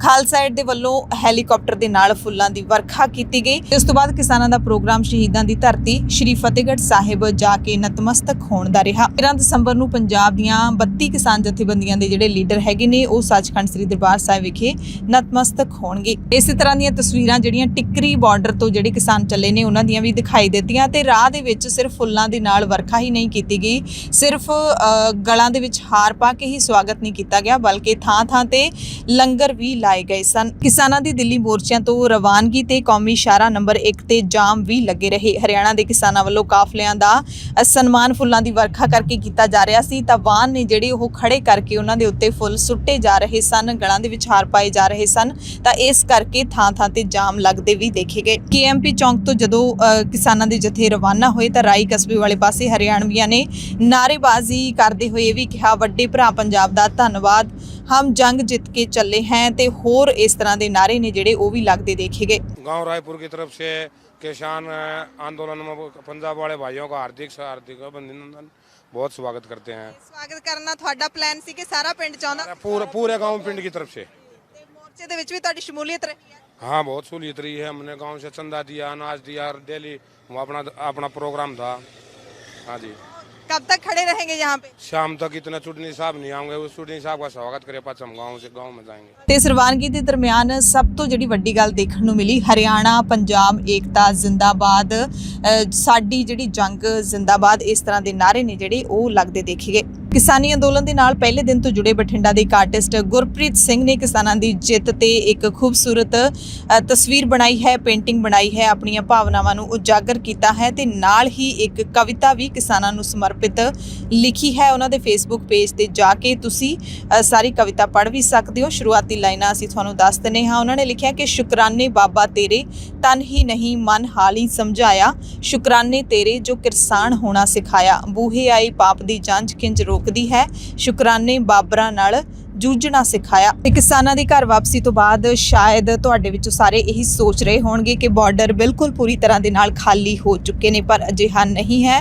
ਹਾਲੇ ਵੀ ਉੱਥੇ ਕੁਝ ਲੋਕ ਮੌਜੂਦ ਨੇ ਜਿਹੜੇ ਕਿ ਇੱਕ ਕਿਸਾਨ ਦੇ ਉੱਥੋਂ ਚਲੇ ਜਾਣ ਤੋਂ ਬਾਅਦ ਹੀ ਚਾਲੇ ਪਾਉਣਗੇ, ਰਵਾਨਾ ਹੋਣਗੇ। ਕਿਸਾਨ ਮਜ਼ਦੂਰ ਏਕਤਾ ਹਸਪਤਾਲ ਲਾਈਫ ਕੇਅਰ ਫਾਊਂਡੇਸ਼ਨ ਦੇ ਵੀਰਾਂ ਦੇ ਵੱਲੋਂ ਜੋ ਚਲਾਇਆ ਜਾ ਰਿਹਾ ਹੈ ਉਹ ਉਸੇ ਤਰ੍ਹਾਂ ਜਿਉਂਦਾ ਤਿਉਂ ਉੱਥੇ ਹੀ ਹਸਪਤਾਲ ਬਣਿਆ ਹੋਇਆ ਤੇ ਇਹਨਾਂ ਨੇ ਜਿਹੜੀ ਵਾਪਸੀ ਕਰਨੀ ਹੈ ਉਹ 13 ਦਸੰਬਰ ਨੂੰ ਵਾਪਸੀ ਕਰਨੀ ਹੈ। ਤੇ ਹਸਪਤਾਲ ਦੇ ਸੇਵਾਦਾਰਾਂ ਦੇ ਰਾਹੀਂ ਸਾਨੂੰ ਪਤਾ ਲੱਗਿਆ ਕਿ ਸਿੰਘੂ ਬਾਰਡਰ ਤੇ ਕਿਸਾਨ ਸਿਰਫ ਤੇ ਸਿਰਫ ਆਪਣੇ ਮੋਰਚੇ ਖਾਲੀ ਕਰਕੇ ਨਹੀਂ ਆਏ ਬਲਕਿ ਸੜਕਾਂ ਦੀ ਸਫਾਈ ਕਰਕੇ ਵੀ ਆਏ ਨੇ। ਇਹ ਤਸਵੀਰ ਤੁਹਾਨੂੰ ਭਾਵੁਕ ਕਰ ਦੇਵੇਗੀ ਤੇ ਸਰਕਾਰ ਨੂੰ ਸ਼ੀਸ਼ਾ ਵੀ ਵਿਖਾਵੇਗੀ ਕਿ ਕਿਸਾਨ ਜਾਂ ਫਿਰ ਸੰਘਰਸ਼ੀ ਲੋਕ ਸਿਰਫ ਗੱਲਾਂ ਕਰਨੀਆਂ ਹੀ ਨਹੀਂ ਜਾਣਦੇ, ਅਮਲ ਦੇ ਵਿੱਚ ਵੀ ਲਿਆਉਂਦੇ ਨੇ। ਕਿਸਾਨਾਂ ਨੇ ਘਰ ਜਾਣ ਤੋਂ ਪਹਿਲਾਂ ਸਿਰਫ ਸਮਾਨ ਹੀ ਨਹੀਂ ਸਮੇਟਿਆ ਬਲਕਿ ਸੜਕਾਂ ਤੇ ਜਮ੍ਹਾਂ ਕੂੜਾ ਕਰਕਟ ਵੀ ਸਾਫ਼ ਕੀਤਾ। ਇਹ ਸੇਵਾ ਤੇ ਸਮਰਪਣ ਦੀ ਭਾਵਨਾ ਹੀ ਕਹੀ ਜਾ ਸਕਦੀ ਹੈ, ਜਿਸ ਕਰਕੇ ਕਿਸਾਨ ਮੋਰਚਾ 1 ਸਾਲ ਤੋਂ ਵੀ ਜ਼ਿਆਦਾ ਸਮੇਂ ਤੱਕ ਸ਼ਾਂਤੀਪੂਰਵਕ ਤਰੀਕੇ ਨਾਲ ਚੱਲਦਾ ਰਿਹਾ ਤੇ ਆਪਣੇ ਮਕਸਦ ਨੂੰ ਹਾਸਲ ਕਰਨ ਦੇ ਵਿੱਚ ਸਫਲ ਹੋਇਆ।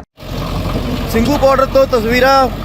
ਸਵੱਛ ਕਿਸਾਨ ਮੋਰਚਾ ਭਾਈ ਭਰਪੂਰ ਸਿੰਘ ਸਫਾਈ ਦਾ ਅਭਿਆਨ ਸ਼ੁਰੂ ਕਰਤਾ ਹੈ। ਤੁਸੀਂ ਦੇਖ ਸਕਦੇ ਹੋ ਜੇਸੀਬੀ ਲਗਾਤੀ ਹੈ, ਟਰਾਲੀਆਂ ਆ ਗਈਆਂ, ਜਿੰਨਾ ਵੀ ਇਹ ਪੱਥਰ ਕੰਕਰੀਟ ਜਾਂ ਜੋ ਵੀ ਮਟੀਰੀਅਲ ਸੜਕਾਂ ਤੇ ਪਿਆ ਹੈ ਇਹਨੂੰ ਕਲੀਅਰ ਕਰਕੇ ਜਾਵਾਂਗੇ। ਹਾਲਾਂਕਿ ਤੁਸੀਂ ਦੇਖ ਸਕਦੇ ਹੋ ਜੋ ਬੈਰੀਕੇਡਿੰਗ ਪੁਲਿਸ ਨੇ ਕੀਤੀ ਹੋਈ ਹੈ ਬਾਰਡਰ ਤੇ ਉਹ ਹਾਲੇ ਤੱਕ ਹਟਾਉਣ ਦਾ, ਉਹਨਾਂ ਵੱਡੇ ਬੈਰੀਕੇਡਾਂ ਨੂੰ, ਵੱਡੇ ਆਰਸੀਸੀ ਪਿਲਰਸ ਨੂੰ ਹਟਾਉਣ ਦਾ ਹਾਲੇ ਤੱਕ ਕੋਈ ਨਾਮ ਨਿਸ਼ਾਨ ਨਹੀਂ ਹੈ। ਸੋ ਵੀਰੋ, ਸੜਕਾਂ ਅਸੀਂ ਨਹੀਂ ਰੋਕੀਆਂ, ਸੜਕਾਂ ਪ੍ਰਸ਼ਾਸਨ ਨੇ ਰੋਕੀਆਂ।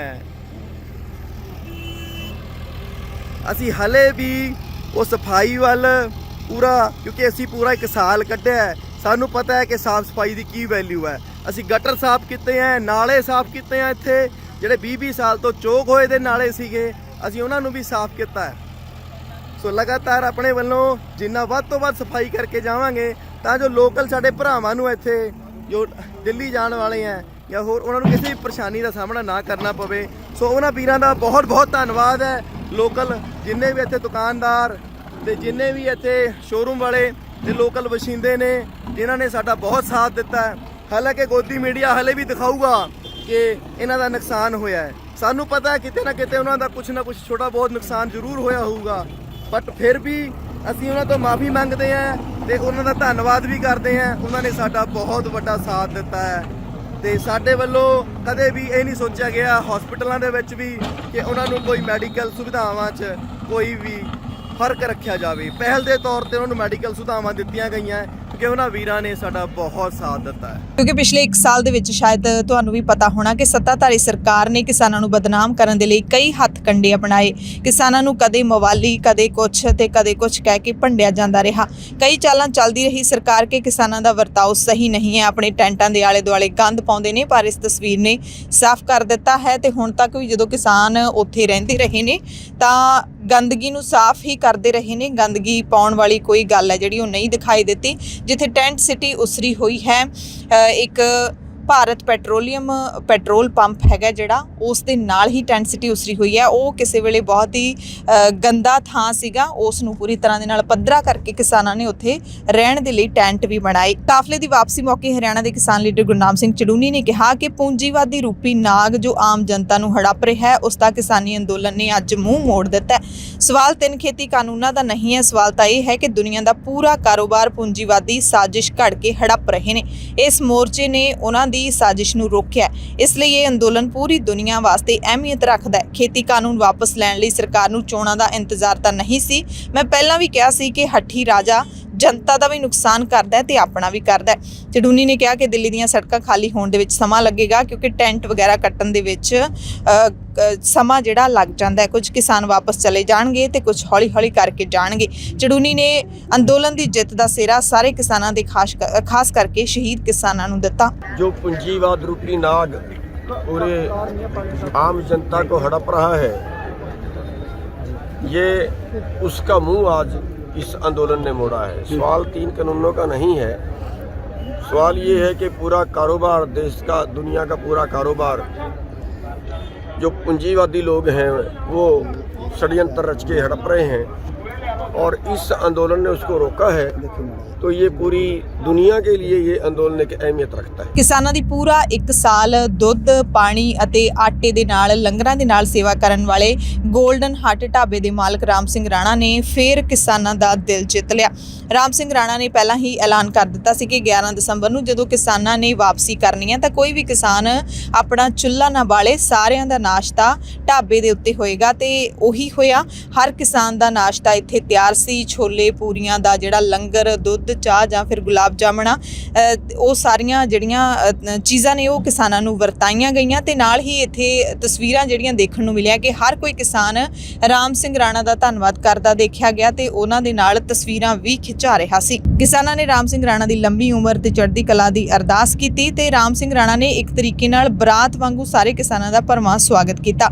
ਰਾਮ ਸਿੰਘ ਰਾਣਾ ਨੇ ਕਿਹਾ ਕਿ ਕਿਸਾਨਾਂ ਦੀ ਸੇਵਾ ਕਰਕੇ ਬਹੁਤ ਮਾਣ ਮਹਿਸੂਸ ਹੁੰਦਾ ਤੇ ਇਹ ਮੇਰੀ ਜ਼ਿੰਦਗੀ ਦਾ ਸਭ ਤੋਂ ਸੁਨਹਿਰੀ ਸਮਾਂ ਰਿਹਾ ਹੈਗਾ ਕਿ ਮੈਂ ਆਪਣਾ ਕਾਰੋਬਾਰ ਬੰਦ ਕਰਕੇ ਕਿਸਾਨਾਂ ਦੀ ਸੇਵਾ ਦੇ ਵਿੱਚ ਆਪਣੀ ਪੂੰਜੀ ਲਾਈ ਹੈ। ਬਹੁਤ ਕੁਝ ਖੋਇਆ ਪਰ ਬਹੁਤ ਕੁਝ ਹਾਸਲ ਵੀ ਕੀਤਾ ਹੈ, ਪ੍ਰਾਪਤ ਵੀ ਕੀਤਾ ਹੈ। ਅੱਜ ਬਹੁਤ ਇਤਿਹਾਸਕ ਦਿਨ ਇਸ ਨੂੰ ਕਹਿ ਸਕਦੇ ਅਸੀਂ ਕਿਉਂਕਿ ਰਾਣਾ ਜੀ ਨੇ 1 ਸਾਲ ਤੋਂ ਲਗਾਤਾਰ ਇਹਨਾਂ ਤੇ ਮੁਕੱਦਮੇ ਵੀ ਬਹੁਤ ਹੋ ਗਏ ਆ। 1 ਸਾਲ ਤੋਂ ਦੋਨੇ ਹੋਟਲ ਗੋਲਡਨ ਹਾਰਟ ਕਿਸਾਨਾਂ ਦੀ ਸੇਵਾ ਦੇ ਵਿੱਚ ਲਾਏ ਆ ਤੇ ਅੱਜ ਜਿਹੜਾ ਪ੍ਰੋਗਰਾਮ ਕੀਤਾ ਇਹਨਾਂ ਨੇ ਵਿਆਹ ਵਰਗਾ ਇੱਕ ਆਪਾਂ ਜਿਵੇਂ ਬਰਾਤ ਦੀ ਸੇਵਾ ਕਰਦੇ ਆ ਉਵੇਂ ਗੁਲਾਬ ਜਾਮਣਾ, ਪੂੜੀਆਂ, ਛੋਲੇ, ਚਾਹ, ਦੁੱਧ ਭੈਣ ਮਿਰਗੇ ਅਸੀਂ ਇਹ ਕਹਿ ਸਕਦੇ ਵੀ ਇਸ ਬੰਦੇ ਦਾ ਕਿਸਾਨ ਅੰਦੋਲਨ ਨੂੰ ਸਾਰੀ ਜ਼ਿੰਦਗੀ ਇਹਨਾਂ ਨੂੰ ਭੁੱਲਣਾ ਨਹੀਂ ਚਾਹੀਦਾ, ਇਹਨਾਂ ਨੂੰ ਯਾਦ ਰੱਖਣਾ ਚਾਹੀਦਾ। ਇਹਨਾਂ ਦੀ ਬਹੁਤ ਵੱਡੀ ਕੁਰਬਾਨੀ ਹੈ ਤੇ ਇਹਨੂੰ ਸਲਾਮ ਕਰਦੇ ਹਾਂ। ਜਦੋਂ ਦਿੱਲੀ ਆਇਆ ਕਰੋਗੇ ਜਾਂ ਦਿੱਲੀ ਤੋਂ ਪੰਜਾਬ ਜਾਇਆ ਕਰੋਗੇ ਇੱਥੇ ਰੁਕਿਆ ਕਰੋਗੇ ਢਾਬੇ ਤੇ?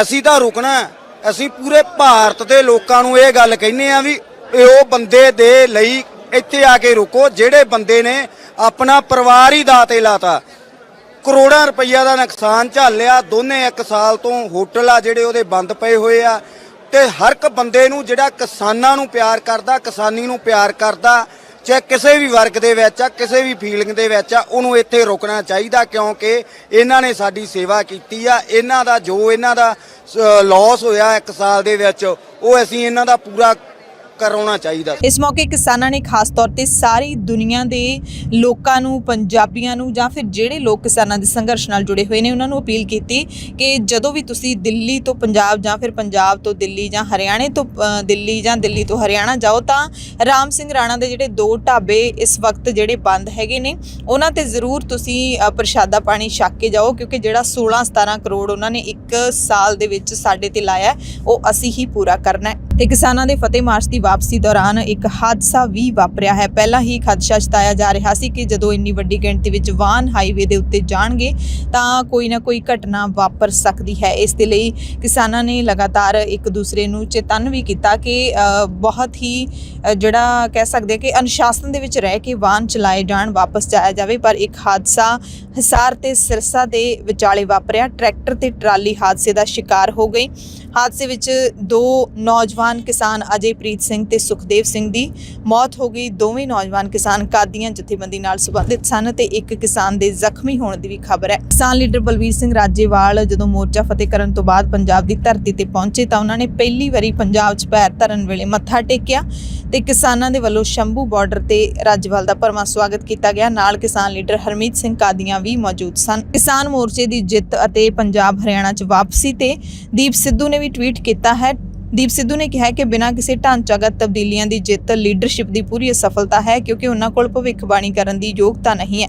ਸਾਨੂੰ ਇਮਾਨਦਾਰੀ ਨਾਲ ਸਮਰਪਿਤ ਲੀਡਰਸ਼ਿਪ ਦੀ ਲੋੜ ਹੈ। ਦਿੱਲੀ ਦੇ ਮੋਰਚੇ ਸਮਾਪਤ ਹੋਣ ਤੋਂ ਬਾਅਦ ਹੁਣ ਪੰਜਾਬ ਦੇ ਵਿੱਚ ਵੀ ਜਿੰਨੀਆਂ ਥਾਵਾਂ ਤੇ 100 ਤੋਂ ਵੱਧ ਥਾਵਾਂ ਤੇ ਧਰਨੇ ਲੱਗੇ ਹੋਏ ਨੇ, ਉਹ ਸਾਰੇ ਵੀ 15 ਦਸੰਬਰ ਨੂੰ ਸਮਾਪਤ ਕਰ ਦਿੱਤੇ ਜਾਣਗੇ। ਤੇ ਕਿਸਾਨੀ ਮੋਰਚਾ ਖਤਮ ਹੋਣ ਦੀ ਰਾਤ ਦਾ ਇੰਤਜ਼ਾਰ ਕਰਨ ਤੋਂ ਪਹਿਲਾਂ ਹੀ ਨੈਸ਼ਨਲ ਹਾਈਵੇ ਨੇ ਟੋਲ ਪਲਾਜ਼ਾ ਤੇ ਆਪਣੀ ਡਿਊਟੀ ਤੇ ਬਹਿ ਕੇ ਤਿਆਰੀ ਸ਼ੁਰੂ ਕਰ ਦਿੱਤੀ ਹੈ। ਕਿਸਾਨੀ ਅੰਦੋਲਨ ਦੇ ਵਿਚਕਾਰ ਹੀ ਨਵੇਂ ਰੇਟ ਵੀ ਆ ਗਏ ਨੇ, ਜਿਸ ਤੋਂ ਆਮ ਜਨਤਾ ਬਿਲਕੁਲ ਅਣਜਾਣ ਸੀ, ਯਾਨੀ ਕਿ ਟੋਲ ਪਲਾਜ਼ੇ ਨੇ ਜਿਹੜੇ ਉਹ ਮਹਿੰਗੇ ਹੋ ਚੁੱਕੇ ਨੇ ਤੇ ਹੁਣ ਜਦੋਂ ਦੁਬਾਰਾ ਖੁੱਲਣਗੇ ਫਿਰ ਲੋਕਾਂ ਨੂੰ ਝਟਕਾ ਲੱਗੂਗਾ।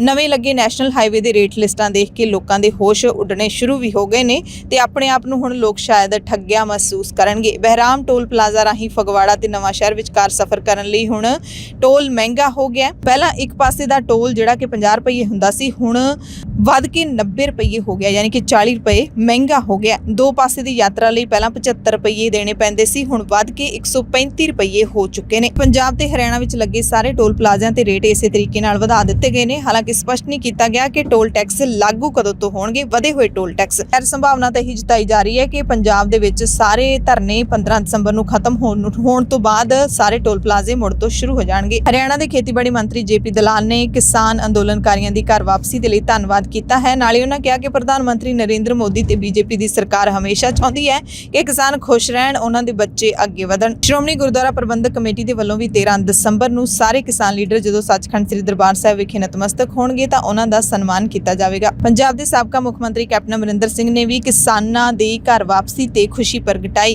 ਕੈਪਟਨ ਨੇ ਅੰਦੋਲਨ ਨੂੰ ਕਿਸਾਨਾਂ ਦਾ ਤਪ, ਤਿਆਗ ਅਤੇ ਤਪੱਸਿਆ ਦੱਸਿਆ। ਕੈਪਟਨ ਨੇ ਕਿਹਾ ਕਿ ਕਿਸਾਨਾਂ ਦਾ ਅਨੁਸ਼ਾਸਨ, ਸਮਰਪਣ, ਦ੍ਰਿੜ ਇਰਾਦਾ ਤੇ ਲਗਨ ਹੀ ਸੀ ਜਿਸ ਨੇ ਕੇਂਦਰ ਸਰਕਾਰ ਨੂੰ ਆਖਿਰਕਾਰ ਇਹ ਕਾਨੂੰਨ ਰੱਦ ਕਰਨ ਦੇ ਲਈ ਮਜਬੂਰ ਕਰ ਦਿੱਤਾ ਤੇ ਅੰਦੋਲਨ ਵਿੱਚ ਕਿਸਾਨਾਂ ਦੀ ਜਿੱਤ ਹੋਈ ਹੈ। ਨਾਲ ਹੀ ਕੈਪਟਨ ਨੇ ਆਸ ਪ੍ਰਗਟਾਈ ਹੈ ਕਿ ਪੰਜਾਬ ਸਰਕਾਰ ਚੋਣਾਂ ਤੋਂ ਪਹਿਲਾਂ ਕਾਂਗਰਸ ਪਾਰਟੀ ਦੇ ਚੋਣ ਮਨੋਰਥ ਪੱਤਰ ਵਿੱਚ ਕਿਸਾਨਾਂ ਨਾਲ ਕੀਤੇ ਆਪਣੇ ਸਾਰੇ ਵਾਅਦੇ ਪੂਰੇ ਕਰੇਗੀ।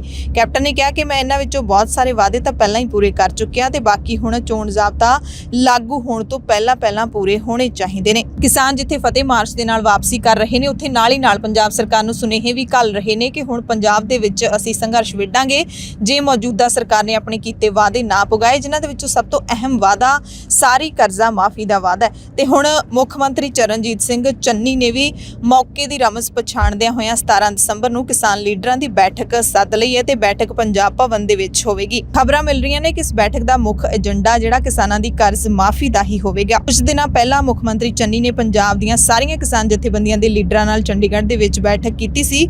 ਉਦੋਂ 18 ਦੇ ਵਿੱਚੋਂ 17 ਮੁੱਦਿਆਂ ਤੇ ਸਹਿਮਤੀ ਬਣ ਗਈ ਸੀ, ਪਰ ਕਰਜ਼ਾ ਮਾਫੀ ਦਾ ਮੁੱਦਾ ਜਿਹੜਾ ਉਹ ਲਟਕ ਗਿਆ ਸੀ ਤੇ ਹੁਣ ਉਸ ਮੁੱਦੇ ਤੇ ਚਰਚਾ ਕਰਨ ਦੇ ਲਈ ਸ਼ਾਇਦ ਮੁੱਖ ਮੰਤਰੀ ਚੰਨੀ ਨੇ ਮਨ ਬਣਾ ਲਿਆ। ਇੱਕ ਦਿਨ ਪਹਿਲਾਂ ਪੰਜਾਬ ਦੇ ਮੁੱਖ ਮੰਤਰੀ ਚਰਨਜੀਤ ਸਿੰਘ ਚੰਨੀ ਜਦੋਂ ਮਾਨਸਾ ਦੇ ਵਿੱਚ ਪਹੁੰਚੇ ਸੀ ਤਾਂ ਚੰਨੀ ਦੀ ਰੈਲੀ ਦੇ ਦੌਰਾਨ ਜਾਂ ਕਹਿ ਲਈਏ ਕਿ ਉਹਨਾਂ ਦੀ ਫੇਰੀ ਦੇ ਦੌਰਾਨ ਜਿਹੜੇ ਬੇਰੁਜ਼ਗਾਰ ਅਧਿਆਪਕ ਸੀ ਜਾਂ ਫਿਰ ਕੱਚੇ ਅਧਿਆਪਕ ਸੀ, ਜਿੰਨੇ ਵੀ ਲੋਕ ਉੱਥੇ ਮੁਜ਼ਾਹਰਾ ਕਰਨ ਲਈ ਪਹੁੰਚੇ ਸੀ, ਉਹਨਾਂ ਤੇ ਜੋ ਲਾਠੀ ਚਾਰਜ ਕੀਤਾ ਗਿਆ ਹੈ ਉਸ ਨੂੰ ਲੈ ਕੇ ਚੰਨੀ ਸਰਕਾਰ ਦੀ ਜੰਮ ਕੇ ਨਿਖੇਧੀ ਹੋ ਰਹੀ ਹੈ। ਡਾਇਰੈਕਟਰ ਟੂ ਟਵਿੱਟਰ ਨੇ ਵੀ ਮੁੱਖ ਮੰਤਰੀ ਚੰਨੀ ਤੋਂ ਟਵੀਟ ਰਾਹੀਂ ਇੱਕ ਸਵਾਲ ਪੁੱਛਿਆ ਹੈ ਕਿ ਮੁੱਖ ਮੰਤਰੀ ਜੀ, ਤੁਹਾਡੀ ਮਾਨਸਾ ਵਿਖੇ ਰੈਲੀ ਵਿੱਚ ਆਪਣੇ ਰੁਜ਼ਗਾਰ ਲਈ ਗੱਲ ਰੱਖਣ ਆਏ ਅਧਿਆਪਕਾਂ ਤੇ ਤੁਹਾਡੀ ਸਿਕਿਉਰਿਟੀ ਦੇ ਡੀਐਸਪੀ ਗੁਰਮੀਤ ਸਿੰਘ ਨੇ ਅੰਨ੍ਹੇਵਾਹ ਲਾਠੀ ਚਾਰਜ ਕੀਤਾ ਹੈ।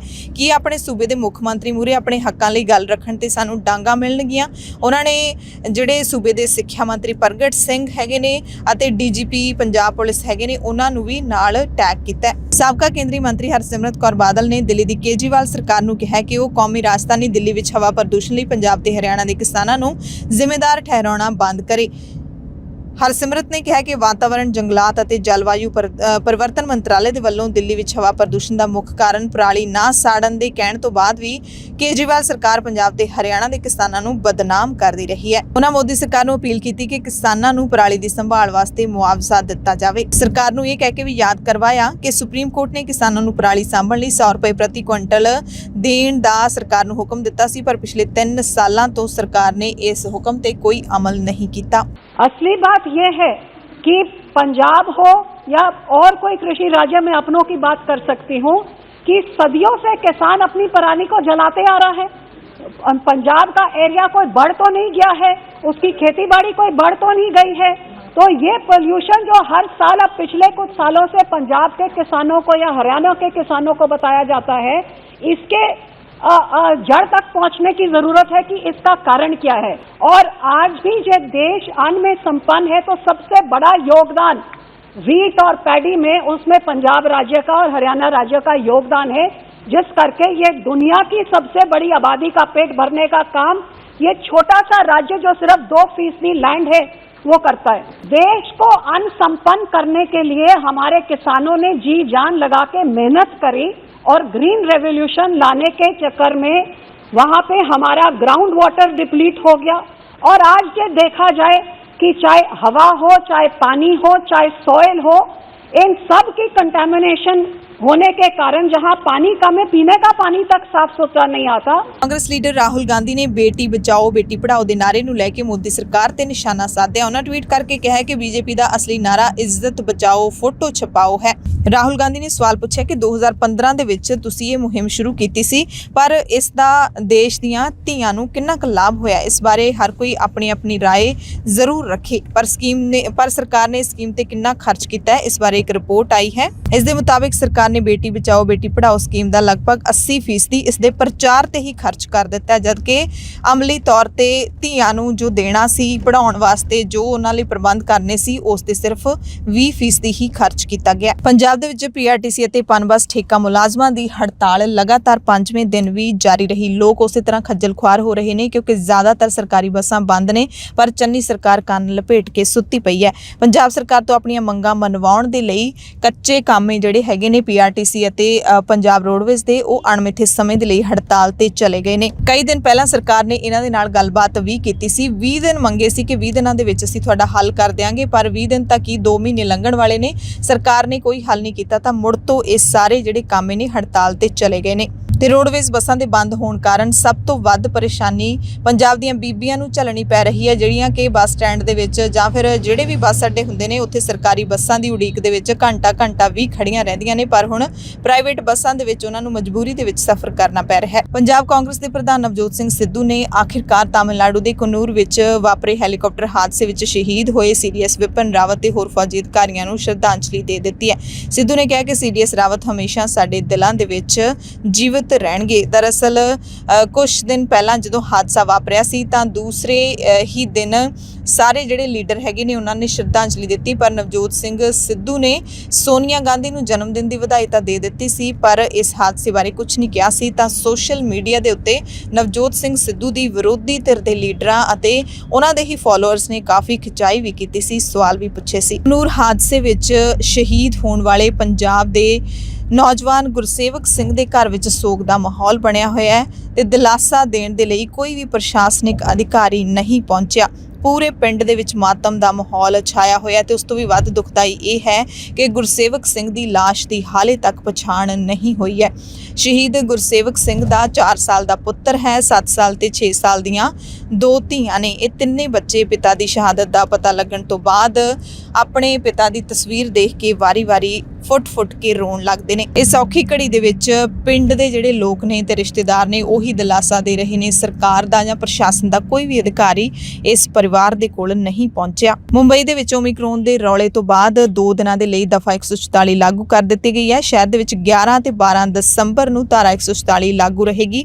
ਕਿਸੇ ਵੀ ਤਰ੍ਹਾਂ ਦੀ ਰੈਲੀ ਤੇ ਪ੍ਰਦਰਸ਼ਨ ਤੇ ਪਾਬੰਦੀ ਹੈ। ਹੁਕਮਾਂ ਦੀ ਪਾਲਣਾ ਨਾ ਕਰਨ ਲਈ ਮੁੰਬਈ ਪੁਲਿਸ ਭਾਰਤੀ ਦੰਡਾਵਲੀ ਦੀ ਧਾਰਾ 188 ਤੇ ਹੋਰ ਕਾਨੂੰਨੀ ਵਿਵਸਥਾਵਾਂ ਦੇ ਤਹਿਤ ਕਾਰਵਾਈ ਕਰੇਗੀ। ਦਰਅਸਲ ਮਹਾਰਾਸ਼ਟਰ ਦੇ ਵਿੱਚ ਸਭ ਤੋਂ ਵੱਧ ਮਰੀਜ਼ਾਂ ਦੀ ਪਛਾਣ ਹੋਈ ਹੈ ਓਮਿਕਰੋਨ ਦੇ ਮਰੀਜ਼ਾਂ ਦੀ। ਓਮਿਕਰੋਨ ਦੇ ਇਸ ਰੌਲੇ ਦੇ ਦਰਮਿਆਨ ਬ੍ਰਿਟਿਸ਼ ਵਿਗਿਆਨੀਆਂ ਨੇ ਚੇਤਾਵਨੀ ਦਿੱਤੀ ਹੈ ਕਿ ਓਮਿਕਰੋਨ ਦੇ ਉੱਤੇ ਵੈਕਸੀਨ ਦੀਆਂ ਦੋਵੇਂ ਖੁਰਾਕਾਂ ਵੀ ਕੰਮ ਨਹੀਂ ਕਰਨਗੀਆਂ। ਇਹਨਾਂ ਵਿਗਿਆਨੀਆਂ ਨੇ ਦੱਸਿਆ ਕਿ ਦੁਨੀਆ ਭਰ ਦੇ ਵਿੱਚ ਜਿਹੜੇ ਵੀ ਲੋਕਾਂ ਨੇ ਕਰੋਨਾ ਤੋਂ ਬਚਾਅ ਲਈ ਦੋਵੇਂ ਡੋਜ਼ਸ ਲਈਆਂ ਨੇ ਉਹਨਾਂ ਦੇ ਉੱਤੇ ਵੀ ਓਮਿਕਰੋਨ ਦਾ ਅਸਰ ਹੈ ਜਿਹੜਾ ਉਹ ਪੈ ਸਕਦਾ ਹੈ। ਤੇ ਲੋਕ ਅਜਿਹੀਆਂ ਖਬਰਾਂ ਪੜ੍ਹ ਕੇ ਸੁਣ ਕੇ ਪਰੇਸ਼ਾਨ ਹੁੰਦੇ ਹੀ ਸਵਾਲ ਪੁੱਛਦੇ ਨੇ ਕਿ ਜੇ ਕਰੋਨਾ ਦਾ ਟੀਕਾ ਇਸ ਦਾ ਕੋਈ ਹੱਲ ਨਹੀਂ ਸੀ ਤਾਂ ਫਿਰ 2 ਟੀਕੇ ਸਾਡੇ ਕਿਉਂ ਲਾਏ ਗਏ ਨੇ?